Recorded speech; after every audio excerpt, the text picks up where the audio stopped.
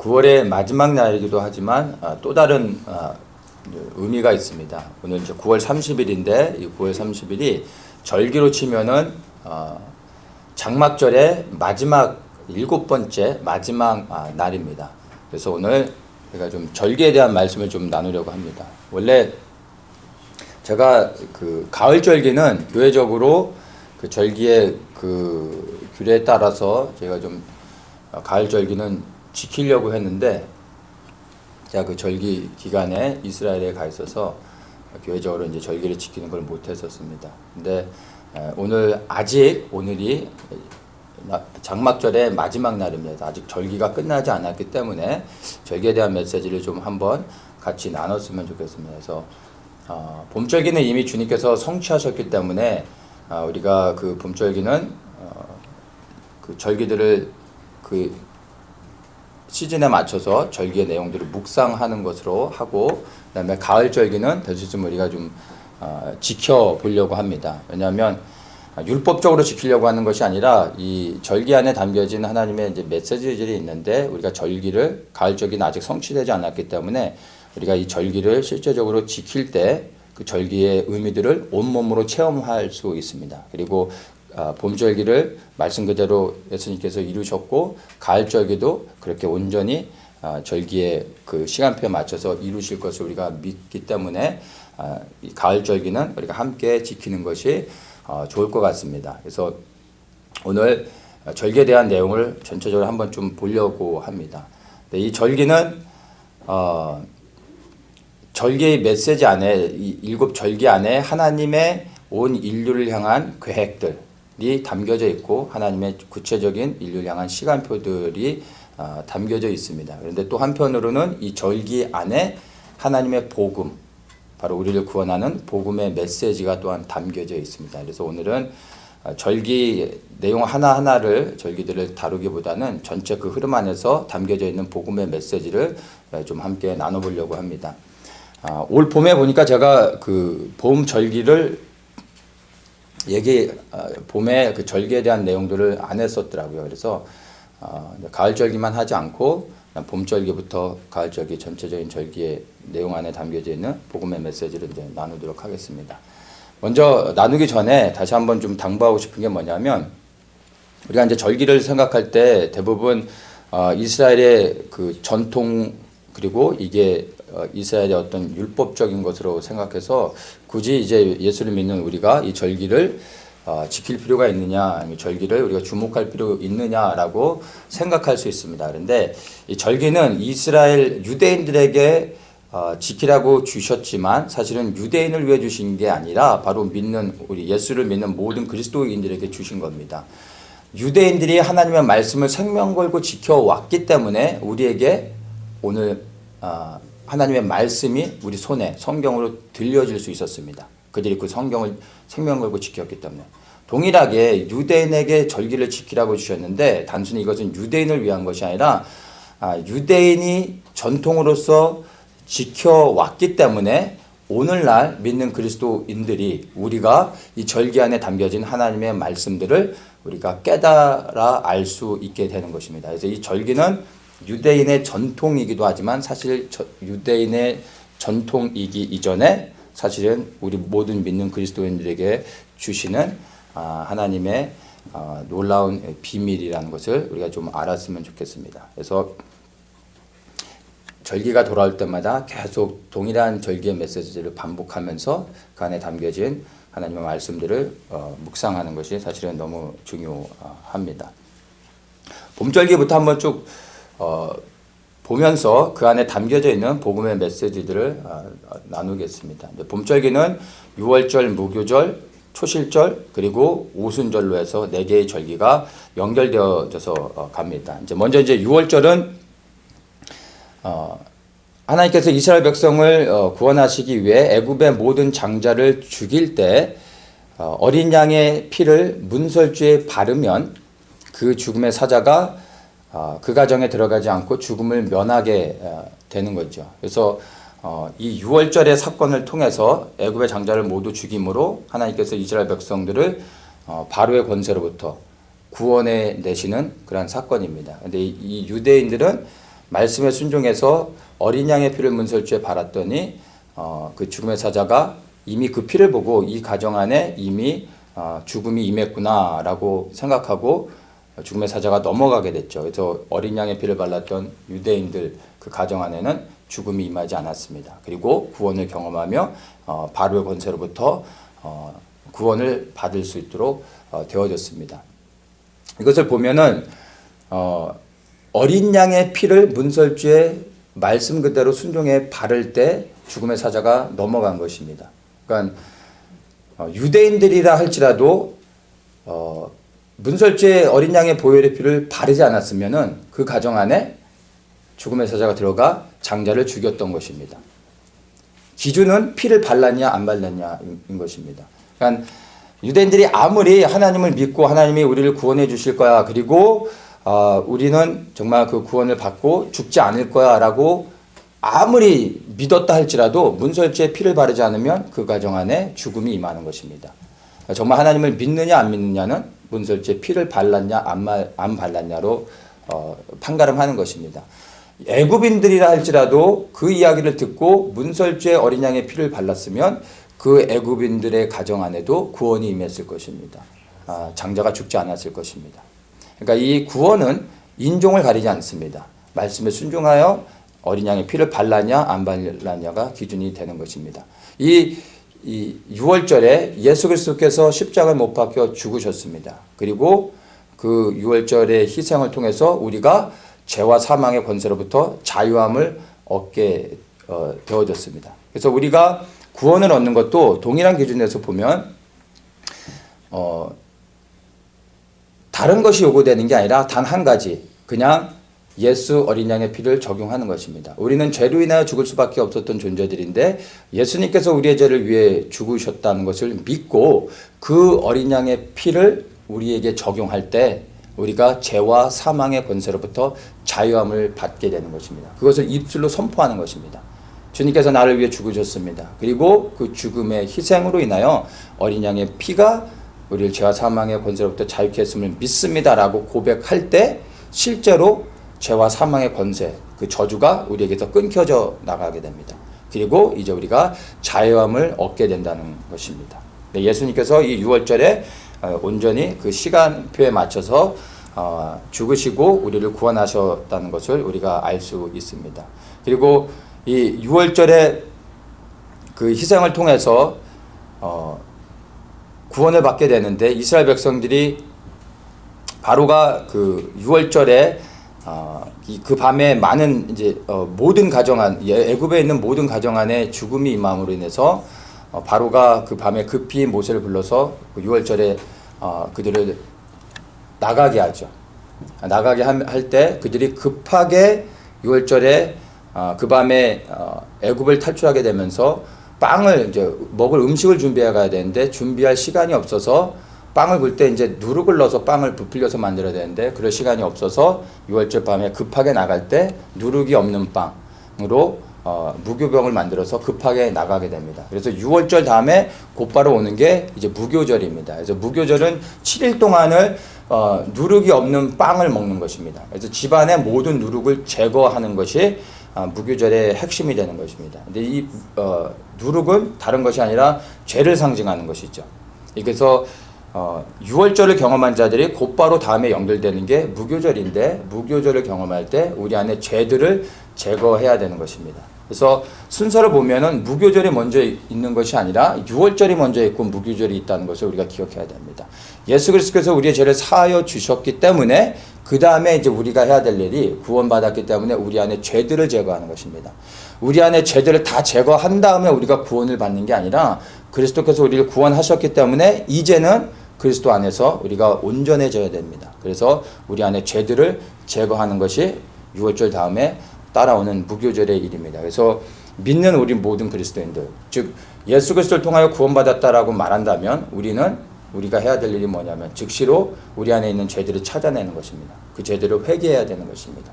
이 죄들을 회개하는 것은 매일의 삶 속에서 반복되어져야 하는 것입니다. 자, 그런데 이 무교절에서 일어났던 일이 이 출애굽하면서 6월절에서 이들이 구원을 걷고 홍해를 건너는 그 시간이 무교절의 시간이었습니다.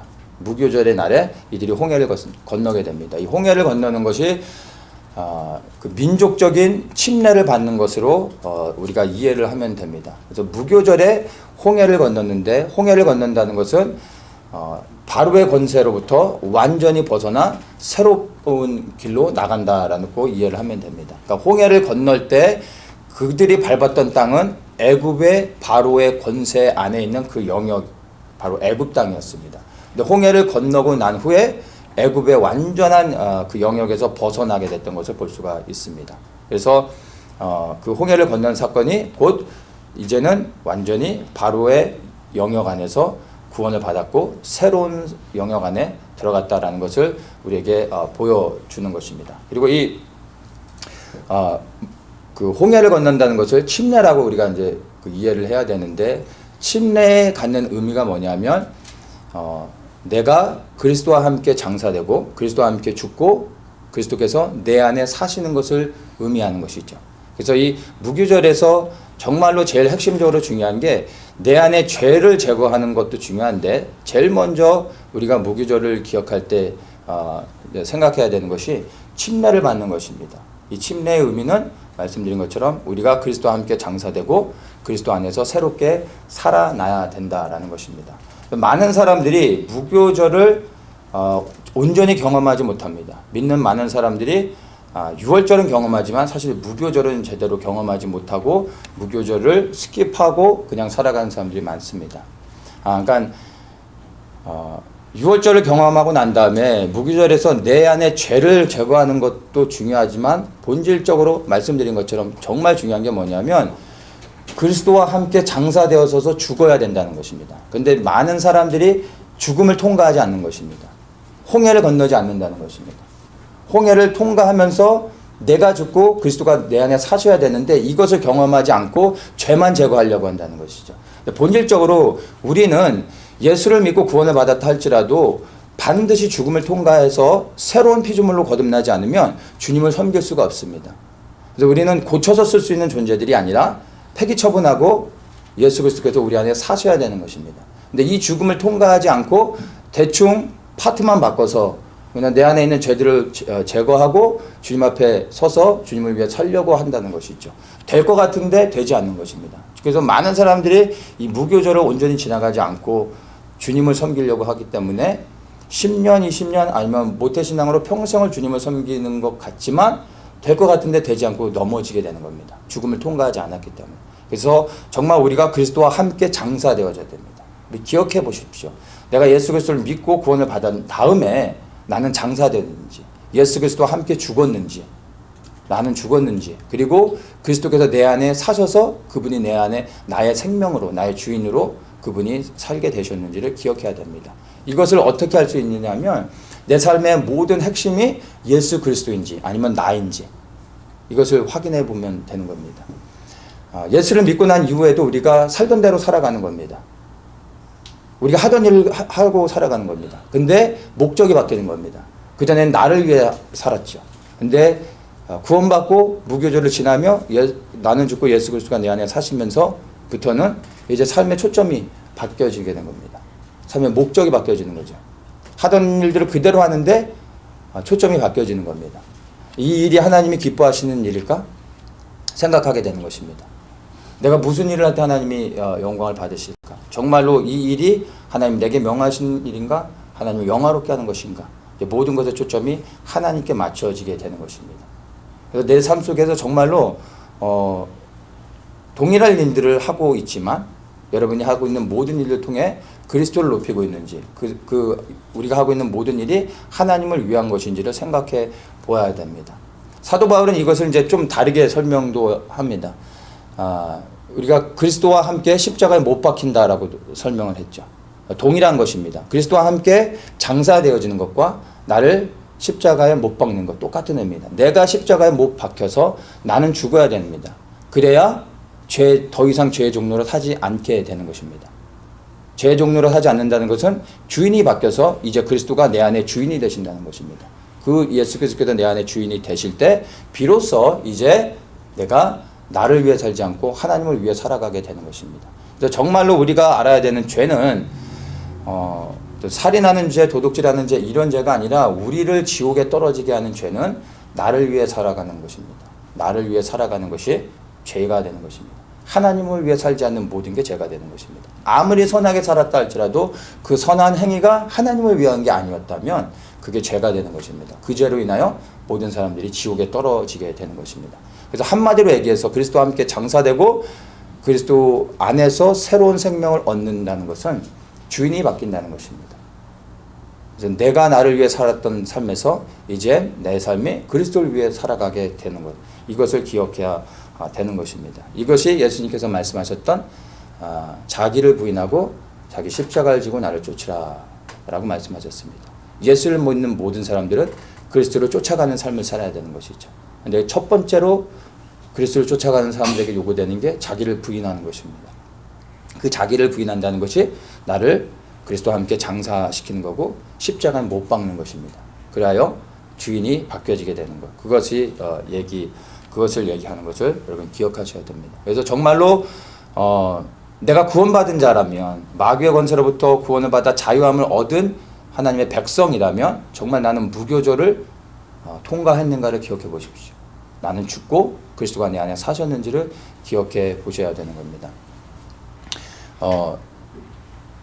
베드로가 이제 예수님께서 제자들의 그 발을 씻기려고 할 때 예수님 내 발은 못 씻깁니다. 어떻게 예수님이 저를 씻기실 수 있습니까? 했더니 예수님이 그러면 너는 나와 상관이 없다 말씀하십니다. 그랬더니 그러면 제 머리까지도 씻겨주십시오라고 이야기를 하죠. 그때 예수님께서 하셨던 말씀이 목욕한 자는 더 이상 새롭게 씻을 필요 없이 발만 씻으면 된다라는 말씀하십니다. 그래서 이제 목욕했다라고 할 때 그 씻는다는 의미가 죽은 자를 씻긴다라는 의미가 있습니다.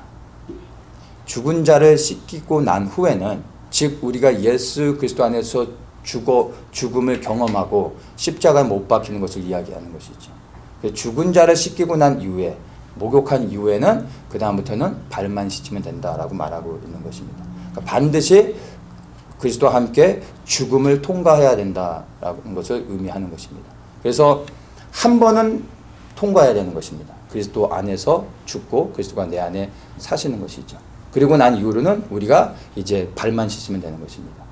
이 고대 시대에는 샌들을 신고 다녔고 양발도 없이 돌아다녔죠. 길이 아스팔트가 있었던 것도 아니고 다 그 모래 흙바닥이죠. 잠시 나갔다 오면 발이 더러워지게 됩니다.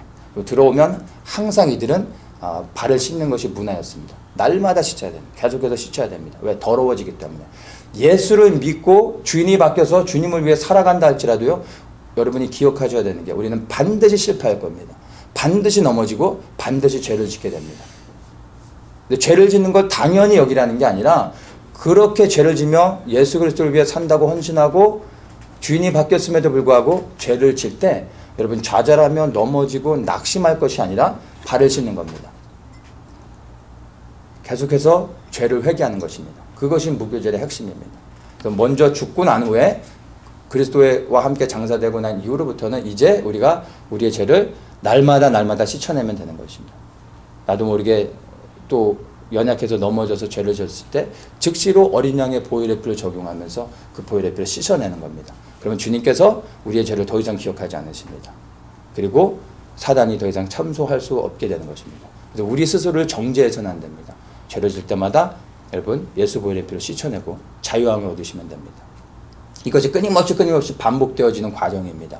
그러한 과정을 계속해서 반복해서 우리의 신앙생활 가운데 겪어 나갈 때 어느 순간 우리가 죄를 이기게 됩니다. 승리하게 되는 것을 경험하게 되는 것입니다. 이것이 이제 무교절 안에 담겨져 있는 의미입니다. 그래서 자, 무교절을 이렇게 지나고 난 다음에 이제 우리가 이제 초실절로 들어가게 됩니다. 6월절 그 다음 날 무교절 그 세 번째 날이 초실절입니다. 초실절은 처음 익은 보리의 단을 흔들어서 알리는 그러한 제사인데 수확이 이제 추수가 시작됐습니다라는 것을 알리는 것입니다. 그 추수의 의미가 뭐냐면 예수 그리스도의 부활이죠. 이 초실절에 주님께서 부활하셨습니다. 6월절에 죽으시고 무교절에 장사되셨고 그 다음에 초실절에 부활하셨습니다.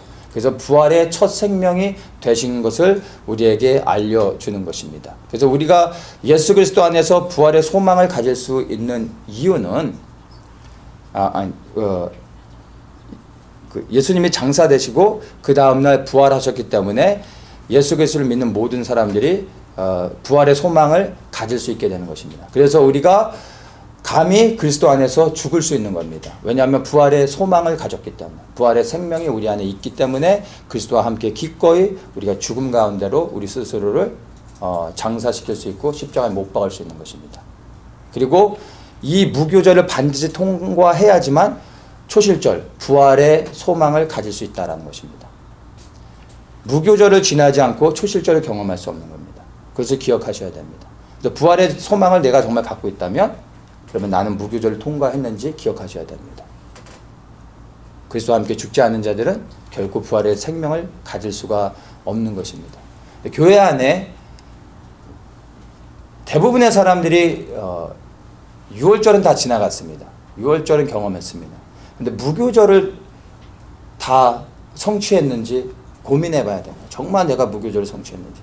무교절을 성취하고 무교절을 지나간 사람만이 초실절의 부활의 소망을 가질 수 있다는 것을 여러분 기억해야 되는 것입니다.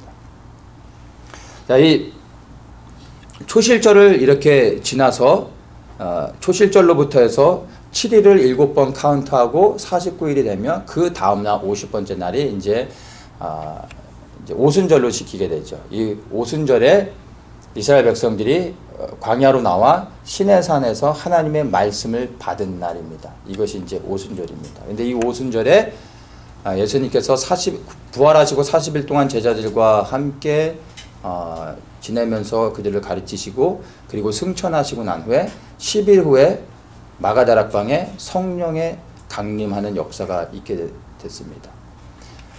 오순절에 이스라엘 백성들은 시내산에서 율법을 받았는데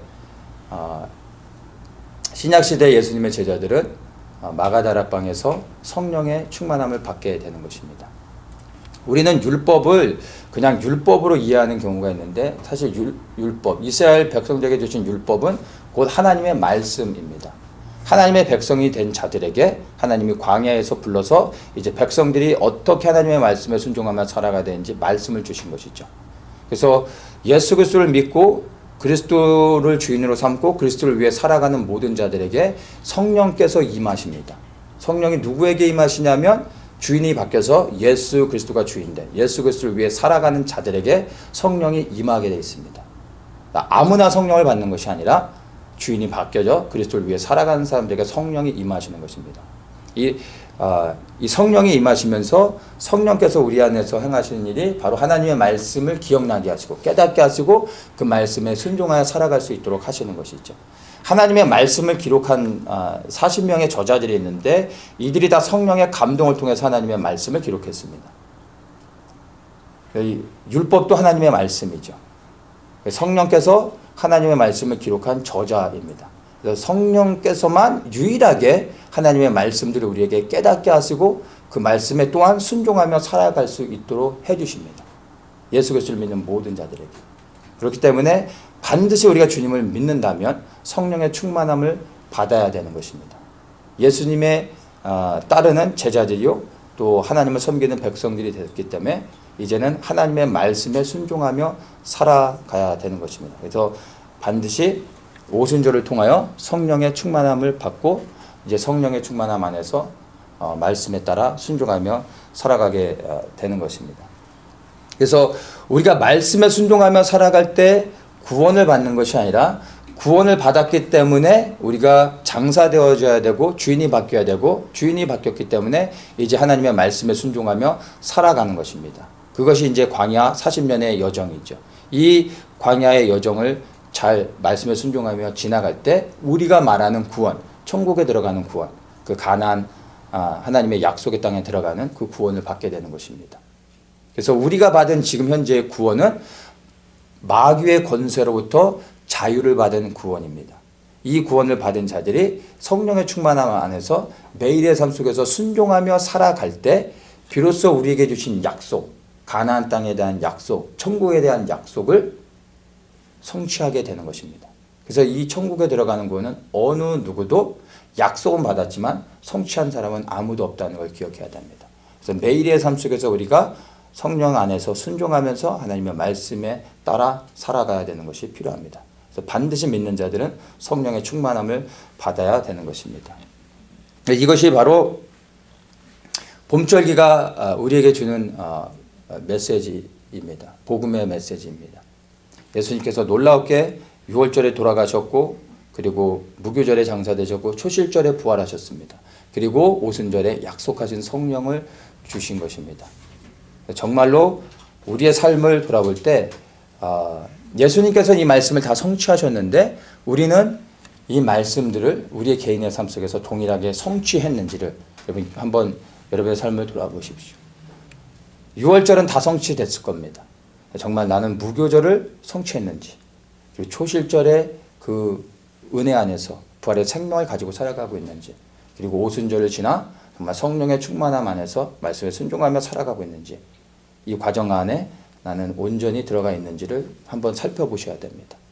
많은 사람들이 예수님이 성취하신 이 봄절기를 개인의 삶 속에서는 성취하지 못하고 있는 사람들이 있습니다. 사람마다 스테이지가 다를 수 있죠. 어떤 사람은 무교절을 지나가고 있을 수도 있고요. 어떤 사람은 초실절을 지나고, 어떤 사람은 오순절을 지나갈 수도 있습니다.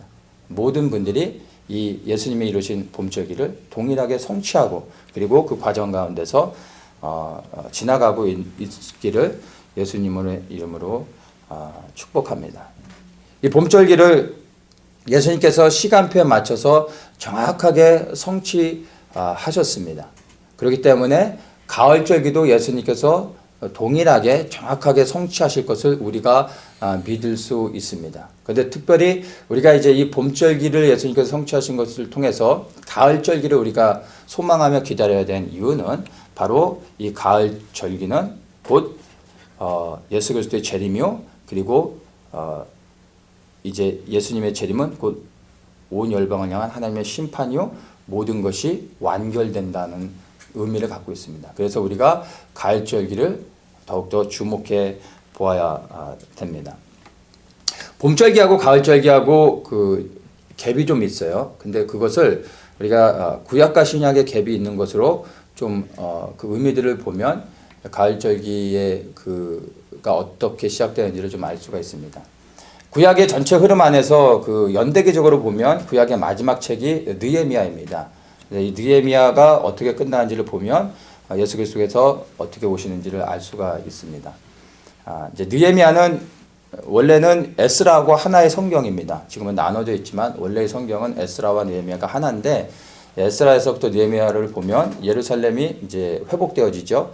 바벨론 포로에서 돌아와서 예루살렘이 회복되어지고, 그 다음에 백성들이 개혁을 이루고, 그 다음에 느헤미야가 와서 성벽을 재건함으로 예루살렘의 온전한 회복이 있습니다. 그것이 메시아인 예수께서 이 땅에 오실 수 있는 준비가 갖춰진 것입니다. 그리고 나서 예수님께서 나중에 이제 오시게 되는 것을 볼 수가 있습니다. 동일한 흐름 안에서 봄절기를 예수님께서 온전히 성취하셨습니다. 그리고 이제 가을절기가 어떻게 시작됐느냐, 동일하게 예루살렘의 회복으로 우리가 연결시켜서 보면 됩니다. 그러니까 봄절기는 예수님의 메시아의 초림이죠. 가을절기는 메시아의 재림으로 이해하면 됩니다. 초림 때도 예루살렘이 회복되어졌을 때 주님께서 오실 수 있었습니다. 가을절기도 마찬가지 이스라엘, 예루살렘이 온전히 회복되어질 때 메시아께서 다시 오실 수 있는 것입니다. 그래서 가을절기의 시작을 그리스도의 재림으로 연결해서 보아야 되고, 그리스도의 재림은 곧 이스라엘의 회복과 연결된다는 것을 우리가 이렇게 그 흐름 안에서 보면 됩니다. 예수님께서 승천하시기 전에 이제 그 제자들이 예수님에게 예루살렘의 회복이 언제입니까? 이때입니까? 라고 묻습니다. 그때 예수님께서 하셨던 대답이, 그거에 대한 직접적인 대답을 안 하시고 사도행전 1장 8절에 보면 오직 성령이 너희에게 임하시면 너희가 권능을 받고 예루살렘과 온 유대와 사마리아 땅끝까지 이런 내 증인이 되리라, 이 말씀을 하십니다. 그러니까 예루살렘의 회복이 언제입니까? 라고 물었어요. 그것은 곧 메시아가 오시는 것을 의미하는 것이죠. 그런데 예수님께서는 대답을 온 열방에 다니면서 복음을 증거해라. 땅 끝까지 내 증인이 되라. 이 말씀을 하신 겁니다. 근데 이것이 곧 이스라엘의 회복과 연결되어지는 것입니다. 바로 이방인의 충만한 수가 채워지는 것이죠. 그래서 온 열방에 우리가 복음을 증거할 때 이방인의 충만한 수가 채워지는 것이죠. 이 이방인의 충만한 수가 채워지면 이제 이스라엘이 회복되어지는 겁니다. 그리고 이스라엘이 회복되어지는 게 곧 메시아의 재림과 연결되어진다는 것을 우리가 이제 볼 수가 있습니다. 그러면 이방인의 충만한 수가 채워졌는지 그리고 이스라엘이 회복되어져 가고 있는지를 우리가 어떻게 알 수 있겠습니까? 말 그대로 이스라엘 통해서 알 수가 있습니다. 1948년에 이스라엘이란 나라가 1900년 전에 멸망을 당했는데 그 당시에 똑같은 이름으로 그리고 그 똑같은 땅에서 이스라엘이 다시 건국되어졌습니다. 인류 역사 가운데 유일무이한 정말 있을 수 없는 일이 생겨난 것이죠. 이스라엘이 회복되기 시작한 겁니다. 그리고 1967년에 예루살렘이 회복되어졌습니다. 이것이 바로 예수 그리스도의 재림을 알리는 가장 큰 사인인 것입니다. 이스라엘의 회복. 거기에다 또 놀라웠게 알리야가 일어나고 있습니다. 이 알리야는 단순히 유대인들이 돌아오는 정도가 아니라 잃어버렸던 10지파들, 바로 그 10지파들의 회복, 유대인들만 돌아오는 게 아니라 잃어버린 지파들이 돌아오는 것을 포함합니다. 오늘 흔히 이제 이스라엘 사람들 하면 지금은 이제 유대인이라고 말하지만 원래 유대인의 의미는 남유다 사람이죠. 유다 지파와 베냐민 지파를 의미합니다. 근데 지금은 우리가 흔히 그냥 유대인들이 이제 고토로 돌아온다고 말하지만 사실 그 알리야 안에는 유대인이 아니라 그러니까 유대 지파와 베냐민 지파뿐만이 아니라 그 외에 잃어버린 10지파들이 돌아오고 있는 것을 의미하는 겁니다. 근데 놀랍게 주이시 에이전시 이 시오니스트 단체들이거든요. 이들이 하는 일이 이스라엘의 땅을 회복하고 있고 알리야를 통해 잃어버린 모든 지파들을 이스라엘 땅으로 회복하고 불러들이는 알리야를 하고 있습니다. 그런 일들이 지금 일어나고 있습니다. 그러니까 놀라운 것이죠.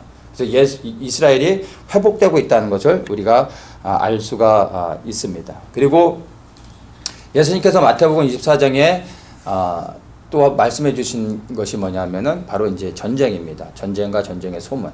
이스라엘이 건국된 이후로부터 많은 전쟁들이 시작되어졌고 또 이스라엘과 관련된 전쟁들이 있었고 우리가 살아가고 있는 이 시대에 또 다른 전쟁들, 그러니까 이스라엘과 상관없는 나라와 나라의 전쟁도 있을 것이고 또 이스라엘 나라가 다른 나라들과 전쟁하는 일들이 있게 될 것입니다. 이건 국제 뉴스를 통해서도 우리가 계속해서 볼 수 있는 것이고 그래서 우리가 더욱더 그리스도의 재림의 때를 주목하여 볼 때 이스라엘을 계속해서 살펴봐야 되는 것입니다. 이런 전쟁의 소식이 점점 더 크게 들려지고 있습니다. 이번에 이스라엘 가서도 이제 중동 그 전문가를 통해서 이렇게 들은 이야기가 이스라엘 안에서 전쟁을 준비하고 있다라는 그런 이야기를 들었습니다. 이분이 이스라엘의 그 국방부에 이렇게까지 들어가서 그 관계된 사람들과 대화할 수 있는 정도의 사람이었는데 이제 그런 이야기들을 합니다. 이스라엘 정부 자체가 이제 전쟁을 준비하고 있다라고 말합니다. 그리고 우리가 뉴스를 통해서도 그것들을 캐치할 수가 있습니다. 그래서 전쟁이 준비되고 있습니다. 대한민국 땅에도 그런 전쟁의 소문들이 점점 커지고 있는 것을 우리가 보게 되죠. 이 전쟁이 또 다른 큰 사인이라는 것을 우리가 알 수 있습니다. 그리고 처처에 기근과 지진이 있을 거라고 주님께서 말씀하셨습니다. 이것은 단순히 지진만을 얘기하는 게 아니라 자연재해 전체적인 것을 포함해서 말할 수 있습니다. 이스라엘이 건국된 이유를 그 기점으로 해서 그 전과 그 후에 자연재해들을 살펴보면요. 아마 엄청난 변화가 일어났습니다. 이스라엘이 건국된 이후로부터 지진을 비롯해서 수많은 자연재해들, 그전에는 겪지 못했던 자연재해들이 엄청나게 겪게 됐던 것을 우리가 볼 수 있습니다. 그리고 최근 10년 안에 우리가 한 번도 경험하지 못했던 여러 가지 우리 충격적인 많은 그런 자연재해들이 점점 좀 강도와 빈도가 높아지고 있는 것을 우리가 알 수 있습니다. 이것이 그리스도의 재림을 알리는 또한 사인이라는 것을 우리가 또 알 수가 있습니다. 그리고 또 한 가지가 미혹입니다.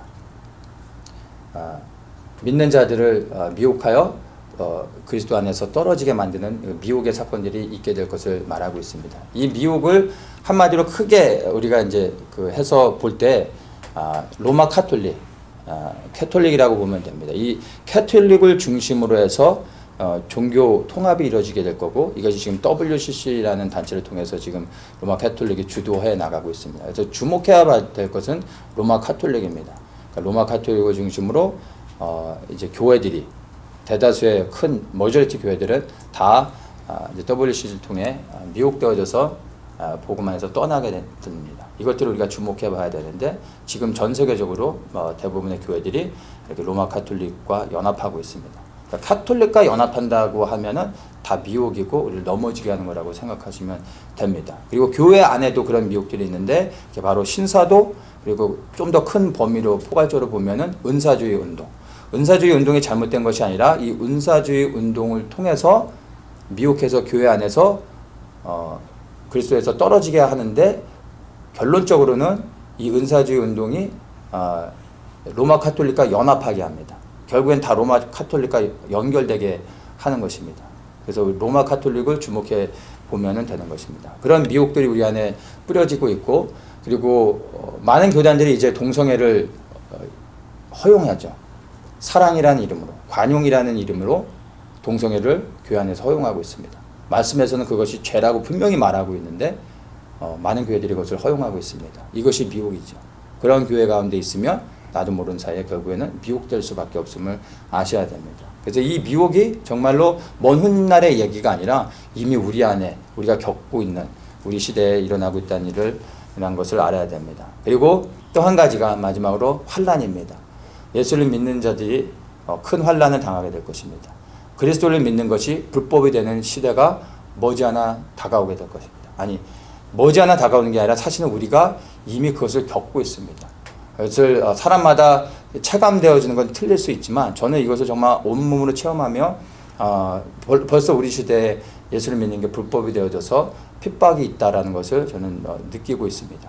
이것들을 우리가 분별해야 됩니다. 그래서 이러한 모든 사인들이 바로 가을절기가 이제 성취되어지는 그런 흐름으로 가고 있다라는 것을 볼 수가 있는 것입니다. 이 가을절기는 나팔절로 시작해서 10일 후에 대속제일 지나 5일 지나서 장막절을 지납니다. 이 장막절은 7일 동안을 지키게 되고, 그 7일이 끝나고 하루를 더 연장해서 지키고, 그 다음에 모든 절기가 다 끝나게 되는 것입니다. 이 나팔절은 원래는 이제 나팔을 부는 날이라고 해서 정확하게 달이 가장 크게 그리고 가장 밝게 뜰 때 육안으로 확인하고 나팔을 불었습니다. 그래서 예전에는 이 나팔절이 언제 시작되는지 아무도 몰라서 그 시즌이 되면 다 주목하고 있어야 됐어요. 근데 오늘날에는 과학이 발전하다 보니까 내년에 나팔절도 다 나와 있고요. 향후 10년 후에 나팔절이 언제 시작되는지 이미 우리가 다 알 수 있습니다. 그래서 이 나팔절의 의미를 우리가 이제 어떻게 봐야 되냐면, 나팔이 울려질 때 그것은 하나님의 심판이 시작되어졌다라는 의미로 우리가 이해를 해야 됩니다. 하나님의 심판이 이제 다가오고 있다. 하나님의 심판이 시작되어졌다. 그러니까 나팔절 자체가 심판의 날은 아닌데 이 심판이 시작되어졌다라는 것을 알리는 경고의 말씀으로 우리가 들어야 됩니다. 그래서 유대인들은 나팔이 불려지는 순간 무엇을 주목해서 보냐면, 열흘 후에 있게 될 대속제일을 주목하게 됩니다. 심판이 시작되어졌구나 하면서 많은 사람들이 그날 회개하면서 금식하면서 자신의 죄를 제거하고 하나님 앞에 통곡하며 나아가게 됩니다. 그것을 10일 동안 계속해서 지키게 됩니다. 그리고 대속제일에 이제 구원을 얻는 것들을 소망하게 되는 것입니다. 그래서 나팔 자체가 바로 하나님의 심판의 날이라는 것을 의미하는 겁니다. 요엘서 2장 1절에 보면, 시온에서 나팔을 불며 나의 성산에서 호각을 불어 이 땅 거민으로 다 떨게 할지니 이는 여호와의 날이 이르게 됨이니라. 이제 임박하였으니. 이렇게 말합니다. 여호와의 날, 즉 심판의 날이 다가오고 있다. 두려워 떨고 그 죄에서 돌이키라. 이런 말을 이제 경고해 주고 있는 것입니다. 그래서 나팔이 불어지는 순간 우리는 즉시로 심판이 시작되어졌구나 하면서 내 안에 있는 죄들을 회개하면서 하나님 앞에 나아가야 되는 것입니다. 그래서 오늘날 우리가 살아가는 이 시대에 이미 나팔이 불려졌습니다. 가을절기가 어떻게 시작되는지를 우리가 좀 전에 나눴었죠. 이미 이스라엘이 가장 큰 사인인데 이스라엘이 회복되어졌고 나팔은 사실 이미 불려졌습니다. 우리는 지금 나팔이 불려지고 있는 시대에 살아가고 있는 것입니다. 우리에게 요구되어지는 것, 이 시대의 가장 중요한 키워드는요, 회개입니다. 통곡하며 우는 것입니다. 이게 가장 중요합니다. 근데 안타깝게 오늘날 교회 안에서 사라진 것이 이제 회개죠. 회개가 사라져 버렸습니다. 교회 안에서 제일 듣기 싫어하는 게 회개죠. 근데 정말 우리에게 중요한 것이 회개입니다. 매일의 삶 속에서 죄를 회개하면서 하나님 앞에 통곡하면서 내 죄를 씻어내면서 매일 하나님 앞에 거룩함과 정결한 가운데 구원을 얻기에 그렇게 나가야 되는 것입니다. 그것이 우리가 살아가고 있는 시대인 것입니다. 그리고 이 나팔절일 또 다른 의미로 부활하는 날, 의인이 부활하는 날 이런 의미도 갖고 있습니다. 그래서 고린도전서 15장과 데살로니가전서 4장에 보면은 마지막 나팔이 불려질 때 호련히 부활의 몸을 입게 된다고 얘기하고 그 부활의 몸을 입고 이제 낮게 채워지어서 이제 올라가게 되는 그런 것들을 설명해주고 있습니다. 이제 휴거를 이야기하는 것이죠. 이 나팔이 불려질 때 심판이 시작되었지만 곧 휴거는 구원을 의미하는 것이죠. 그래서 믿는 자들에게 구원의 역사가 있게 된다는 것을 우리가 또한 생각할 수 있게 되는 겁니다. 그래서 나팔이 불려지면 심판이지만 또한 그것은 우리를 향한 구원의 소망이 있다는 것도 함께 연결해서 볼 수 있습니다. 그리고 또 한 가지가 뭐냐면 메시아께서 결혼하시는 날 이러한 의미도 갖고 있습니다. 나팔절의 의미 안에. 그러니까 메시아께서 결혼하신다라는 의미는 예수 그리스도의 재림을 의미하는 것이죠. 예수님께서 이 땅 가운데 내려오시는 겁니다. 그것이 이제 나팔절 안에 또한 포함되어져 있는 것입니다. 예수님께서 재림하실 때 내려오셔서 결혼하신다라고 표현하면은 예수 그리스도께서 누구와 결혼할까요? 이스라엘인 것입니다. 이스라엘과 예수님께서 내려오셔서 결혼을 하는 것이 바로 나팔절 안에 포함되어져 있는 의미입니다. 그러니까 하나님 아버지께서 아들 예수 그리스도께서 이제 그 결혼을 위해 준비시키시는데 신부를 온전케 하는 과정이 있습니다. 아들을 위해 신부를 점도 없고 흠도 없는 온전한 그 정결함으로 준비시키기 위해서 신부를 그 준비시키는 과정이 뭐냐면 환난을 통해서 그 신부를 온전케 하는 것입니다. 오직 환난을 통해서만 그리스도의 신부가 될 수 있는 정결함을 가질 수 있습니다. 그래서 이 환난을 야곱의 환난이라고 말하는 겁니다. 이제 야곱 안에 12명의 야곱의 아들들이 있죠. 그 12명의 야곱의 아들들이 곧 이스라엘의 12지파를 상징하고 그것이 이스라엘을 의미하는 것이죠. 그래서 휴거의 사건이 있고 난 후에 그 다음에 예수 그리스도께서 결혼하기 위해 이스라엘 신부된 이스라엘을 거룩히 준비된 신부를 취하기 위해 내려오시는 것입니다.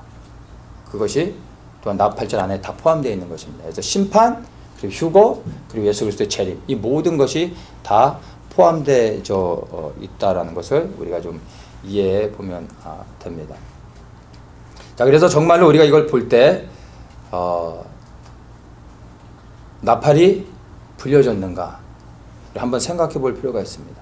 우리가 살아가고 있는 이 시대에 나팔이 불려졌는가, 나팔절이 시작되어졌는가 한번 생각해 볼 때 저는 조금도 의심 없이 이미 나팔은 크게 불려지고 있다고 믿습니다.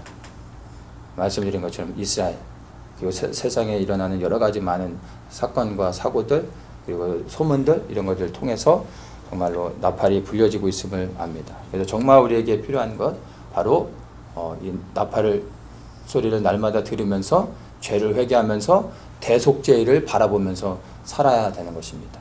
이 나팔이 불려지고 난 후에 열흘째 대속죄일이 있는데 이 대속죄일은 가장 절기 가운데서 가장 슬퍼하는 날이 되는 것입니다. 그러니까 다른 때와 다르게 이 대속제일은 하루를 온전히 금식합니다. 그리고 그날 하루를 괴로워하지 아니하는 자는 이스라엘 가운데 끊쳐지게 된다고 하나님께서 저주까지 하실 정도였습니다. 그래서 이 대속제일은 24시간이 아니라 시작되기 30분 전 그리고 끝나고 30분 후까지 해서 25시간을 지킵니다. 혹시나 온전한 하루를 하나님 앞에 죄를 회개하면서 금식하며 지내지 못했 시간을 잘못 계산해서 온전한 하루를 드리지 못했을까 염려해서 앞뒤로 30분씩을 연장해서 드리게 됩니다. 근데 이날은 통곡하는 날입니다. 스스로를 괴롭게 한다고 했을 때 이 괴롭게 한다는 의미는요, 자기를 부인하는 것, 그리고 죄를 회개하는 것, 금식하는 것, 여러 가지 의미들이 포함되어 있습니다. 그래서 이날은 정말로 죄를 통곡하고 회개하면서 하나님 앞에 온전함으로 나아가는 그런 날인 겁니다. 여기서 이제 이 대속제일에서 우리가 주목해야 되는 게 조금 그 속죄하는 방식이 좀 다른데 두 마리의 염소를 가지고 속죄를 하게 됩니다. 그러니까 한 마리는 제비 뽑아서 하나님에게 드리고 한 마리는 아사셀에게 드린다라고 얘기를 합니다. 하나님께 드리는 거는 이제 그 원래 하던 대로 속죄 제물로 각을 떠서 드립니다. 그리고 그것을 성소에 그리고 제단에 뿌리면서 모든 죄를 백성의 죄를 다 씻겨내는 것입니다. 그래서 대속제일의 컨셉은 개인의 죄를 사함을 받는 게 아니라 민족의 죄, 백성의 모든 죄를 사함을 받는 날입니다. 그래서 이 날이 가장 중요한 이유는 개개인의 죄를 회개하며 하나님 앞에 나왔다 할지라도 이 대속제일에 민족적인 죄를 사함을 받지 못하면 결국에는 죽음을 당하게 되는 것입니다. 사망을 당하게 되고 지옥에 떨어지게 되는 것입니다. 그래서 이스라엘 백성들에게 있어서 대속제일의 그 죄사함은 너무나 중요한 것입니다. 민족적인 죄를 사해 주실 때 비로소 완전히 자유함을 얻게 되는 것입니다. 그래서 그 안식년과 희년의 절기에서는 대속제일이 시작되는 날입니다. 대속제일 날 그 희년을 카운트하게 됩니다. 다른 날이 아니라 대속제일이 지나 죄사함을 완전히 받고 났을 때 비로소 희년을 경험하면서 완전한 자유를 얻게 되는 것입니다. 이때 이제 하나는 하나님께 드리고 하나는 아사살에게 드린다고 했는데 이 아사살의 의미가 그 악한 영이라는 의미가 있습니다. 그러니까 악한 영한테 속죄를 드린다, 뭐 제사를 드린다 이런 의미가 아니라 아사살에게 드린다는 것은 이제 이 아사살에게 뽑힌 거에는 이제 백성의 모든 죄를 그 염소의 머리에 안수해서 죄를 다 전가시킵니다. 그러니까 모든 이스라엘 민족의 죄를 그 아사셀에 그 드리는 염소에게 전가를 시키고 이 염소를 가지고 유대 광야 깊은 곳까지 들어갑니다. 그래서 광야 깊은 곳까지 가서 거기다가 이 염소를 놓고 나오는 겁니다. 그래서 염소 스스로 거기서 굶어 죽거나 목말라 죽거나 아니면 다른 야생 짐승들에게 잡혀서 죽거나 스스로 죽게끔 만드는 겁니다. 근데 실제로는 이제 유대 광야를 가보면 그렇게 하기가 힘들고요. 유대 광야가 그 대속제일의 그 시즌에 보면은 열기가 워낙 뜨거워서 사람이 염소가 다시는 돌아올 수 없을 만큼 들어갔다가 놓고 나오려면 나오다가 염소보다 먼저 죽게 됩니다. 그래서 실제로는 그렇게 하지 못하고 이스라엘 백성들이 어떻게 했냐면 유대 광야의 절벽 같은 데 가가지고 절벽에서 떠밀어서 죽입니다. 그래서 절벽에서 떨어지게 해서 죽게 되는 것이죠. 유대인들의 그 관념 안에서는 유대 광야에 악한 영, 즉 사단이 있다고 생각을 했습니다. 그래서 이 아사셀을 악한 영이 유대 광야에 있기 때문에 내보내는 거죠. 그 광야에 보내서 우리의 모든 죄를 지고 이 염소가 간다. 그리고 이 염소가 죽는 것을 통해 사단에게 보여주는 거죠. 우리는 우리의 모든 죄를 전가한 이 염소가 너 앞에서 죽는 것을 네가 보면서 이제 너는 우리와 전혀 상관이 없다. 우리는 완전한 제사함을 받았다라고 사단에게 보여주는 그런 의미가 있습니다. 그리고 이제 완전한 제사함을 얻게 되는 게 이 대속제일의 의미인 것입니다. 근데 중요한 것은요. 여기서 우리가 소망을 가질 수 있는 것, 대속제일의 모든 절기 중에서 가장 우리가 통곡하며 슬퍼해야 되지만 이들이 이 날을 슬퍼하면서 지내지만 마음 안에서는 소망이 있어요. 왜냐하면 이 대속제일이 지나면 내가 금식하며 나를 1년 중에 가장 괴롭게 이 하루를 지내지만 이 하루가 지나고 나면 완전한 자유를 누리게 된다는 것을 알게 되는 것이요. 믿을 수 있는 겁니다. 이 날이 지나면 정말 희년을 경험하게 되고 이 날이 지나면 완전한 제사함을 받아 새롭게 된다는 것을 알기 때문에 고통 가운데 내절을 끊어내며 가장 나를 괴롭게 하지만 그것이 낙심되는 일이 아니라 소망 가운데 할 수 있다라는 것입니다. 그래서 우리가 지금 살아가고 있는 이 시대 가운데 우리가 그 죄와 싸우면서 그 어느 때보다도 많은 세상의 사람들은 웃고 즐기며 살아간다 할지라도 우리는 통곡하며 우리의 죄를 회개하며 울면서 그리고 하나님 앞에 온전히 나가기 위해서 그렇게 끊임없이 몸부림치면서 나를 괴롭게 하면서 그리고 또 나라 민족을 위해 기도하면서 우리가 살아가고 있는 것이 결코 헛되지 않다는 것입니다.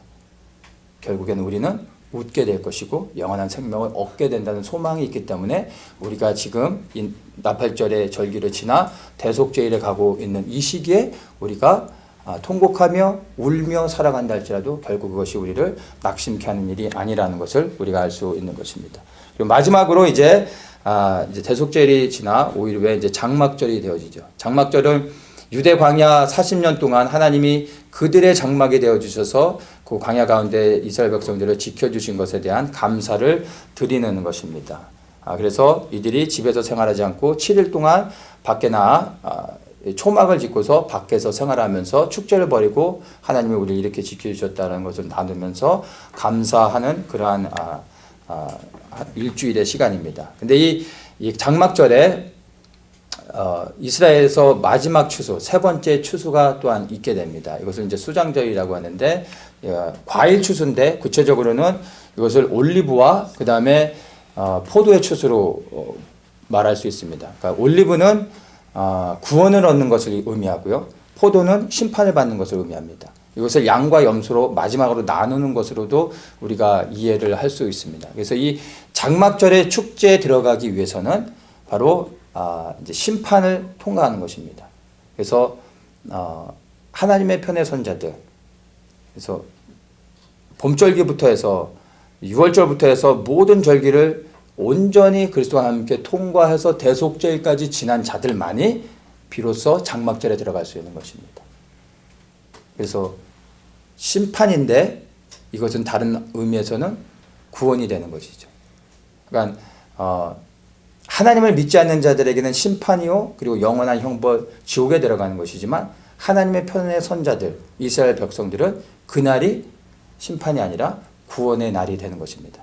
그래서 올리브는 감람나무죠. 올리브 나무는 이 무화과 나무와 함께 이스라엘을 상징하죠. 그러니까 올리브 나무는 하나님을 상징하고 그 올리브의 열매는 그 안에서 생명을 얻은 이스라엘 그리고 또 우리라고도 말할 수 있습니다. 그래서 우리는 구원을 받는 것이고 마지막 심판 포도 심판 그 기준에 미치지 못한 자들은 포도 심판을 통해서 멸망을 받게 되는 것이 이 장막절에 또한 포함되는 의미입니다. 그래서 이 그리스도께서 우리의 장막이 되어져서 이 땅에서 천년의 왕국을 이루게 되는 겁니다. 그것이 초막절의 의미입니다. 그래서 예수님께서 재림하실 때 이 땅에 하나님의 왕국을 가지고 내려오십니다. 그리고 이 땅에서 죄를 제거하시고 정말로 우리의 장막이 되어주셔서 천년 동안 우리가 그리스도 안에서 안식을 누리며 이렇게 살아갈 수 있게 되는 것이 장막절을 경험하게 되는 것입니다. 그리고 이 장막절이 끝나 하루를 연장해서 또다시 안식하며 쉬게 하는데 그것이 그 천년 왕국이 끝나고 그 다음에 이제 새하늘과 새 땅으로 들어가는 것으로 우리가 이해를 하면 되는 것입니다. 그래서 이 장막절의 축제 가운데 구원을 얻은 모든 사람들이 새하늘과 새 땅에 들어가게 되는 것입니다.